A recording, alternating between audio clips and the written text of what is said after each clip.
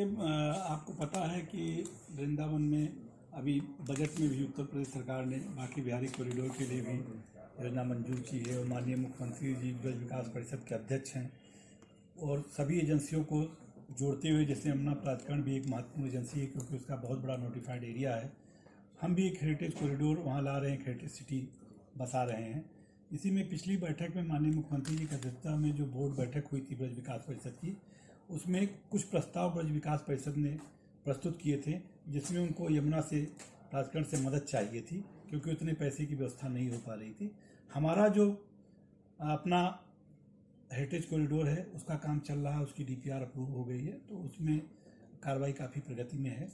जो ब्रज विकास परिषद की तरफ से पत्र प्राप्त हुआ उनके अध्यक्ष की तरफ से, उसमें 4 रिक्वेस्ट की गई थी और उसके संबंध में 21 तारीख को भारत सरकार में सचिव स्तर पर मार्थ के सचिव ने बैठक ली और वो अप्रूव हो गया। तो अब ये अनुमोदित जो बात हम बताने जा रहे हैं, ये यूपी गवर्नमेंट, ब्रज विकास परिषद और भारत सरकार के स्तर पे ये अनुमोदित चीज़ है। इसमें पहली चीज़ तो ये है कि 12 हेक्टेयर ज़मीन हम ब्रज विकास परिषद को खरीद कर अपने पैसे से देंगे, यमुना प्राधिकरण देगा, जिसपे कि वो पार्किंग की व्यवस्था करेंगे क्योंकि पार्किंग की वहाँ काफ़ी दिक्कत है। और उस पार्किंग में वो सुविधाएं सभी अनुमन्य होंगी जो रिवर फ्रंट में जो लैंड यूज़ अनुमन्य है, कॉमर्शियल यूज़ उसका नहीं हो सकता है।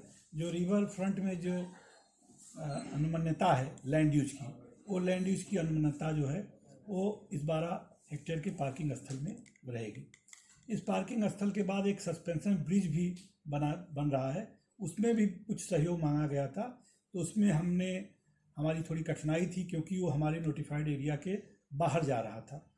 तो उसमें हमने ये रिक्वेस्ट किया कि वो ब्रज विकास परिषद के उसमें बन रहा है देख रेख में, और यूपी ब्रिज कॉरपोरेशन बना रहा है, तो उसका सारा खर्चा यूपी ब्रिज कॉरपोरेशन ही वहन कर ले। उसमें यमुना अथॉरिटी का चूँकि नोटिफाइड एरिया नहीं पड़ रहा है, नदी के ऊपर है सस्पेंशन ब्रिज और नदी के पहले ही हमारा एरिया ख़त्म हो जाता है, तो इसलिए हमने कहा कि उसमें हमारा सहयोग कर पाना संभव नहीं है। लेकिन अगर उसकी कनेक्टिविटी के लिए इस साइड में एक्सप्रेस वे के साइड में कोई ज़रूरत पड़ेगी जो कि हमारे नोटिफाइड एरिया में होगी, तो निश्चित तौर से वो भी हम कराएंगे। दूसरा, एक तीसरा प्रस्ताव ये था कि जो DPR हमने अब संशोधित अप्रूव कराई है, उसमें इस 12 हेक्टेयर को एरिया को भी समाहित कर लिया जाए, पार्किंग एरिया को। एक तो उसको उसमें ऐड कर दिया जाएगा, इस बोर्ड में हम उसको ले जाएंगे। दूसरा, जो रोड बन रही है एक्सप्रेस वे से 1 किलोमीटर से लेकर के रिवर फ्रंट तक, उसका ज़मीन हम खरीद के देंगे और बनाने का पैसा जो है वो NHI लगाएगा। तो इसमें पैसा ज़मीन पर जो व्यय होगा क्रय वो सारा यमुना प्राधिकरण करेगा और कंस्ट्रक्शन कास्ट जो है वो लागत NHI वहन करेगी। इसके अलावा एक चौथी डिमांड ये थी कि भगवान कृष्ण की, भव्य राधा कृष्ण की मूर्ति और एक गेट लगाया जाए जो लोग इंटर करें उस एरिया में राया कट पे। उसमें हमारे बोर्ड ने निर्णय किया था और उसी निर्णय को मैंने दोहराया है कि हम 1 से 1 किलोमीटर पर जहाँ से नया एक्सप्रेस वे बना रहे हैं, एक बार जब एक्सप्रेस वे बन जाएगा 100 मीटर चौड़ा, 8 लेन का 6 लेन बने, 4 लेन बने, जो भी शुरुआत उसकी हो, तो फिर कोई भी आदमी राह कट से क्यों जाएगा। जब अगर 5 से 7 मिनट में अगर वृंदावन के ब्रिज तक पहुंच सकता है आदमी, तो फिर आदमी यही प्रीफर करेगा। तो गेट और भगवान राधा कृष्ण की मूर्तियां जो हैं वही 1 से 1 किलोमीटर पे लगाई जाए, उसका सारा खर्चा गेट का और मूर्ति लगाने का हम वहन करेंगे और रोड के लैंड का भी पैसा हम वहन करेंगे।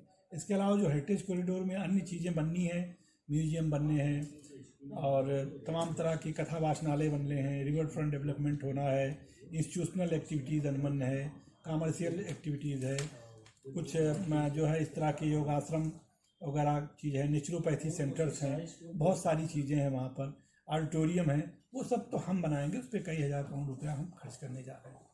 और ये चारों चीज़ जो हमने आपको बताई, ये भारत सरकार के स्तर पर 21 तारीख को हमारे एडिशनल CO साहब और हमारे OSD साहब गए थे मेरे अनुपस्थिति में, तो ये कम्युनिकेट कर दिया गया और उस स्तर पर इसका अनुमोदन हो गया। तो ये कनेक्टिविटी, मथुरा की जो कनेक्टिविटी है, हेरिटेज कॉरिडोर की जो कनेक्टिविटी है, उसके लिए ये चीज़ें एडिशनल चीज़ें अनुमन्य की गई। एक एयरपोर्ट पर करना है सर, शुरू हो जाएगा, क्या क्या तैयारियां हो चुकी हैं और क्या क्या अभी बाकी हैं? पार्टनर, मुझे इस संबंध में अपडेट लेना ईमानदारी की बात है।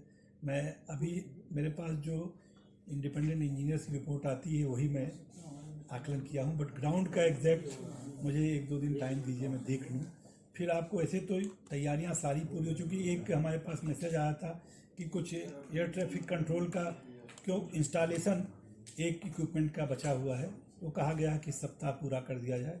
बाकी और कोई चीज़ मेरी जानकारी में नहीं है जो इसमें जो नहीं हुआ है। तो सब काम चल रहा है। टर्मिनल बिल्डिंग फाइनल ही है, कनेक्टिविटी हो ही गई है। चारों हमारे जो है वो इंटरचेंज बन गए हैं, 7 से 50 मीटर रोड बन गई है, और बल्लभगढ़ से हमारी रोड कनेक्ट हो गई है, तो सारी हो गई है। बसेज वगैरह भी हम इंडिपेंडेंट टेंडर निकालने जा रहे हैं। 150 यमुना प्राधिकरण अपने स्तर से भी चलाएगा।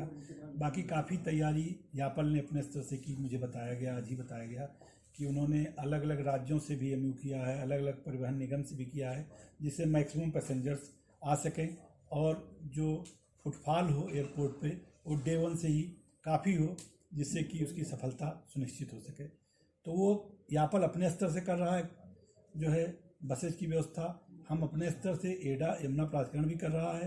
यूपी गवर्नमेंट भी 150 बसेज हमको देगी, वो भी हम उसी के लिए इस्तेमाल करेंगे।